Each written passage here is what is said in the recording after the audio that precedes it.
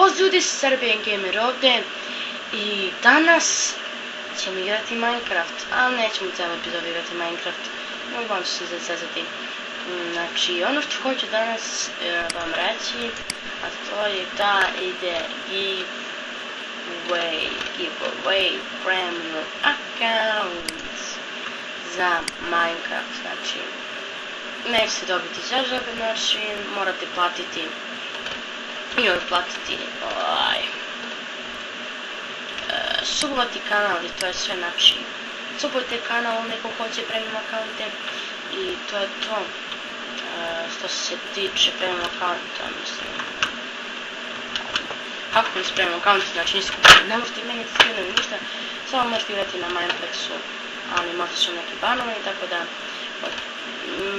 njih pola nećete moći igrati, ali opet imat ćete premium akaunte koji rade čak na Mineplex-u.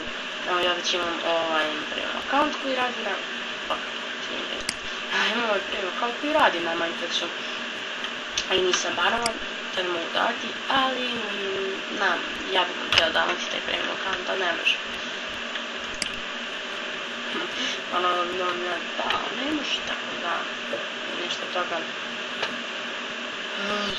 Što se radim, ne znam, znači tamo sam htjela kazati za oni koji hoće premium account, neka subuje na više svojih accounta ko hoće, ako nećete ne morate, stvarno vama ne treba, nekome treba, tako da subite kanal ako hoćete da ga podržite uopšteno i da dobijete ako hoćete i premium accounte.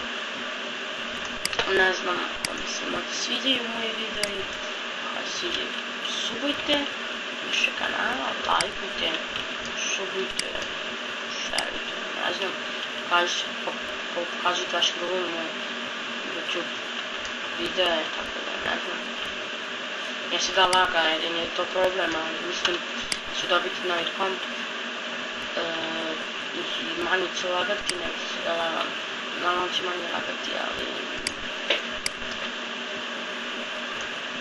Da, subite ako hoćete premium account, ne znam što kažem. Vidimo se u sljedećoj epizodi i plus. Bye!